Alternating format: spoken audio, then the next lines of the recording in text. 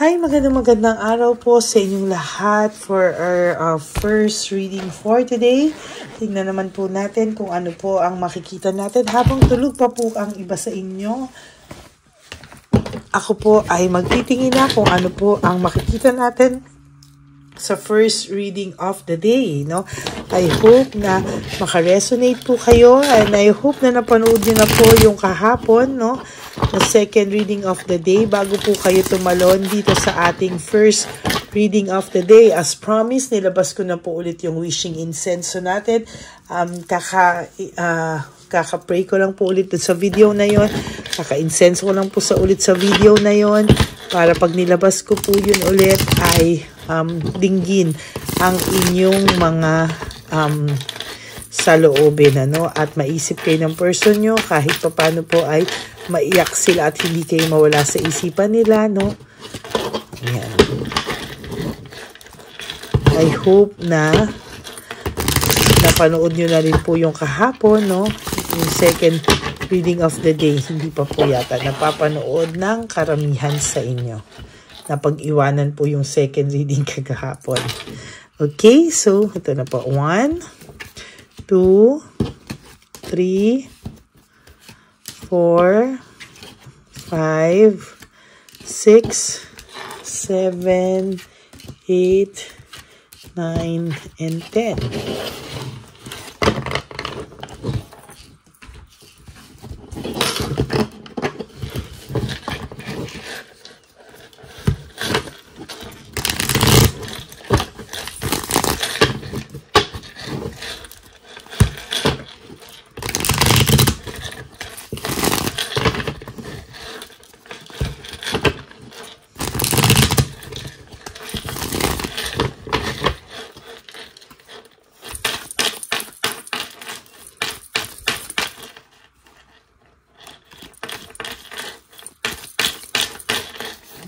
Pili po tayo ng 10.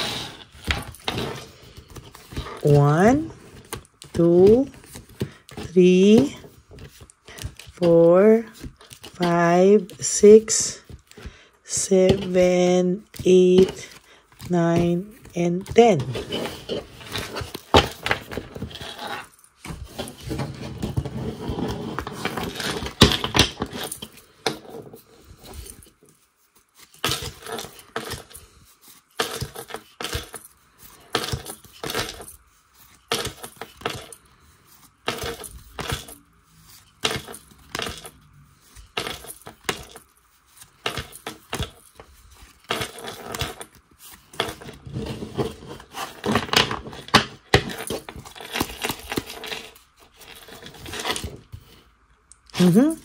Meron po ako nakikita ditong forgiveness and recovery as of this very moment. Meron pong palihim na gustong humingi sa iyo ng tawad, makarecover. Sa tingin ko po ay nag-aaway po sila ng third party at nakukumpara ka po niya ngayon sa third party, no? Para pong gusto niyang, parang every time po na mag-aaway sila o every time po na lumalabas po yung sama ng loob sa iyo ng lumalabas po yung sama ng loob ng person mo sa third party, naiisip ka po niya and somehow parang dun po siya humihingi sa iyo ng sorry, no, nang hindi mo po alam. Kinakausap ka po niya sa isipan niya at humihingi siya ng tawad, no? Pero ang pinapakita niya po sa iyo sa personal is cold heart, no, and bitterness. Bitter na bitter po siya sa nakikita niya, no? And somehow, hindi niya po alam kung ano po ang gagawin niya, no? Nakikitaan ko po ito ng cold heart, no? At bitterness kung kayo ay nakakausap or kung nakababalitaan, kunwari galit na galit siya sa'yo. Pero at the back of his mind and in his heart, pag nagkakagalit po sila, dun niya po nararamdaman yung pagko-compare sa'yo sa'yo at dun sa third party nyo, no?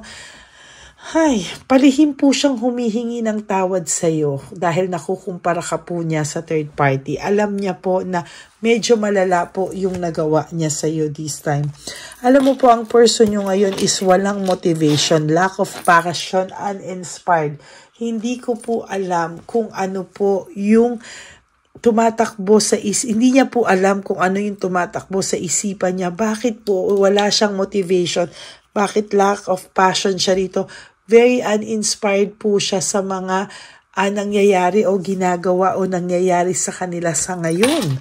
No, oh my God, no, 2 different cards with one meaning. On a Tuesday po, dyan sa Pilipinas, and Monday here sa Amerika, no motivation and lack of passion. Very uninspired ang taong ito, na kung tutuusin, akala mo po ay masaya na siya sa buhay niya. But the sad truth is, hindi po siya masaya sa buhay niya. Marami po siyang unresolved issues, emotional baggage, hindi niya po alam kung bakit at papaano po ito. Sa totoo lang, no? Meron po ako nakikita ditong separation, na iisip po niya na somehow sila rin ng person o ng third party niya is maghihiwalay sa susunod na mga panahon, no? Unity, partnership, and connection, sa nakikita ko po dito, ay naiisip niya po yung samahan nyo, naiisip niya po yung connection nyo, naiisip niya po yung lahat ng ginawa niya po sa'yo, no? And siya rin po mismo parang wala na rin po siyang mukhang maiharap sa'yo, kaya dinadaan niya rin po sa galit, no? Para po ma-justify na lang niya o maisip na lang po niya ano po yung mga gagawin niya sa mga susunod na panahon. Frustrated po ang taong to. There is this frustration, ano?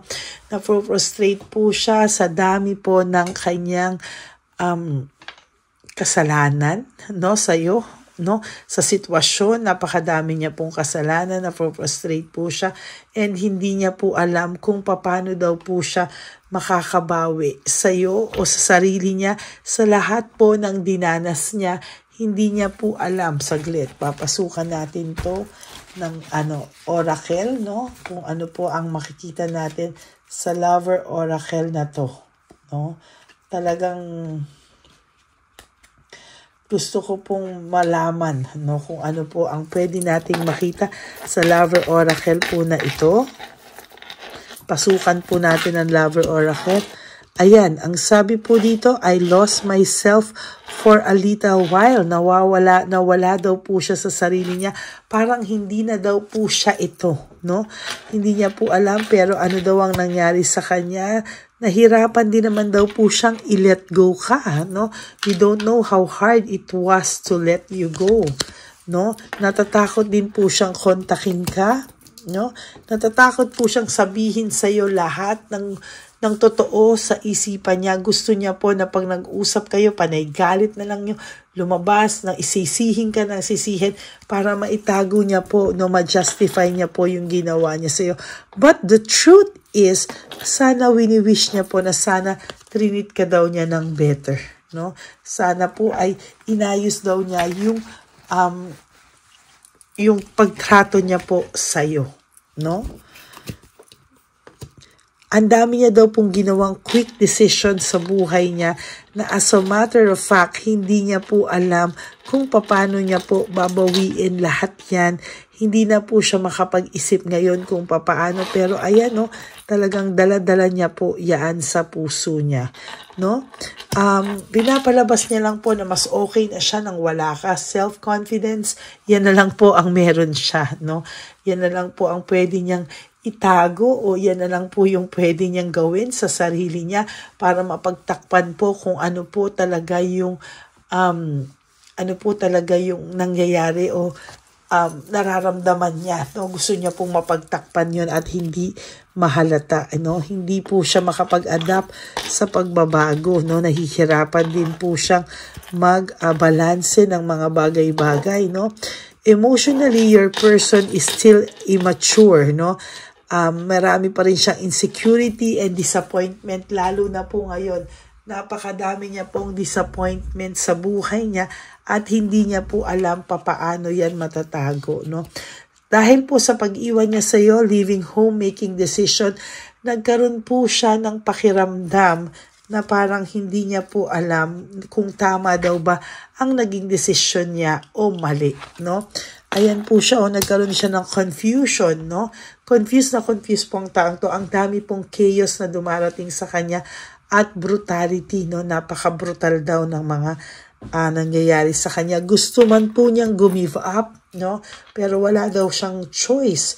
Parang kailangan niya pong lumaban, ano? Naghahanap po siya ng purpose sa buhay niya, no? Naghahanap po siya ng purpose.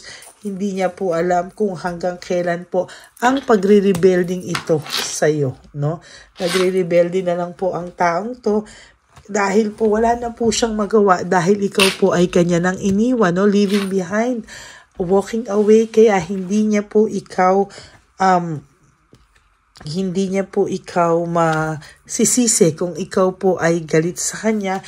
Meron po siyang nararamdamang emptiness, no? Very, very empty po siya dahil po siya po ang may kasalanan sa inyong pagiging broken family at mga pangarap na nasayang, no? To be honest with you, hirap po siya ngayong makahanap ng peace of mind, no? Gusto niya man pong mag-move on sa buhay niya, pero hindi niya po magawa. Bakit? Wala po talaga siyang peace of mind sa ngayon, ano? At talaga pong sa nakikita ko sa kanya, yan po ay dala ng pagdidesisyon niyang lumayo sa'yo or makipaghiwalay sa'yo, no? Kahit ngayon po, wala po kayong closure pa. Wala pa po akong nakikitang closure, no? Very incomplete, no? Para kayong nakahang, no? Hindi tapusin. Kung tatapusin, kayo po ay nakahang pa din, no? Siya po ay gusto niya po ng katahimikan ngayon. Gusto niya muna ng rest. Gusto niya muna mag-contemplate sa mga nangyayari sa kanya. Kahit siya ay nakakaramdam ng loneliness, isolation, no? Talaga po ngayon, talagang dahil po sa inyong hiwalayan, separation, nag-create ng family problems sa inyong lahat, sa pamilya niya, sa pamilya mo. Talaga pong sa nakikita ko po dito ay may matindi po siyang pinagdadaanan, ano? Talaga pong pinapunish po siya ng tadhana, nakakarma po din ito, pinapunish din po siya, at siya po ay pinag-uusapan, no? Sa kanila, maybe sa kanilang opisina po or sa kanyang mga kakilala, kaibigan, pamilya, ito pong taong to ay pinag-uusapan, pinagchichismisan. Kaya po, ina-isolate niya po ang sarili niya para hindi naman po siya lumabas na kaawa-awa, hindi rin naman po siya lumabas na ayaw niya pong pinag-uusapan siya. As a matter of fact, mas gusto po niyang lumayo na lang para hindi po siya mapag-usapan. So, yan po ang inyong first reading of the day, no? Meron pong palihim na nanghihingi ng tawad sa iyo sa kanyang isipan. Kinakausap ka po ng palihim, no? At humihingi ng tawad sa iyong palihim, pero ang pinapakita niya po sa iyo ay galit, no? Talagang kakaiba po, no? Talagang nako-compare ka rin po niya talaga sa inyong third party. Lalo na po pag sila po ay hindi okay ng taong ito. Okay? So that's it for your first reading of the day. I hope po na naka-resonate kayo. And if you do, can you please give me a like and comment down below para naman po mabasa ko ang inyong mga saloobin. Okay? God bless you everyone. And for those of you who would like to have a private reading with me, you can message me po at Ladyly Elena. That's Ladyly Elena. Nasa dulo po yan na ating video. Diyan nyo lang po ako makokontak. That's my only official and legit FB account. Yan, maraming salamat po sa inyong lahat. And for those of you who would like to give me a super thanks for this video, I would really love and appreciate that from the bottom of my heart. Lalong-lalo na po, no? Lalong-lalo na po na tayo po ay nanghihingi ng nag-iipon para po sa One Love a Day Christmas edition for our dear lolos and lolas, for the street elderly, yan po, no? And thank you very much po for not skipping ads. Tulong na po niyo yan sa ating channel.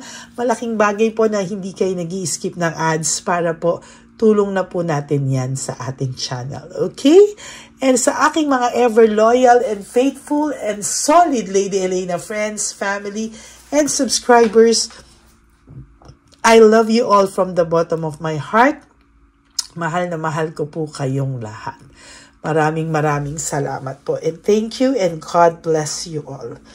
And ang lagi ko pong payo sa inyo is just to live one day at a time. Gumising po kayo. Do 3 things that will make you happy for today. Prioritize yourself. Gawin nyo pong bisang sarili nyo at bigyan nyo po ng penalty or punishment ang sarili nyo every time po na matutukso kayong isipin ang tao nyo or bigyan ng pansin ang person nyo. No? Always try to forget and forgive and forget. And then do 3 things nga po that will make you happy. Prioritize yourself. And tomorrow is another day. Ganun po ulit ang gawin nyo. And one day, no, marirealize nyo po na nakaka-survive na pala ako. No? Hindi po imposible yan with the help of our Almighty Father and Jesus. Kayo po ay, in Jesus' name, kayo po ay magiging free from heartaches and pains. And lagi nyo lang din pong iisipin that life is too short. Don't make it shorter by stressing yourself from all the pains and heartaches na binigay sa inyo ng kahapon. Just surrender everything to the divine universe and just let go and let God write your life and love story. Ako po ay magbabalik for our second reading of the day. For the meantime, panoorin nyo muna po ang lahat ng ito at ang first reading of the day bago po kayo tumalon sa second reading of the day. But I do hope po na napanood nyo na po yung second reading of the day kahapon. Kakaiba po ang energy no, ano? Parang nalihis po sa lahat ng nalihis dito, no? So, yan po. Maraming salamat po sa inyo lahat. And please help me reach 20,000 subscribers. As of the moment, we still approaching 15,000 subscribers, no? So, sana po ay matulungan niyo po ako dahil pangarap ko po talaga ang magkaroon po ng silver button. Maraming salamat po sa inyong lahat. And God bless you all from the bottom of my heart. I love you and God bless you all. Bye!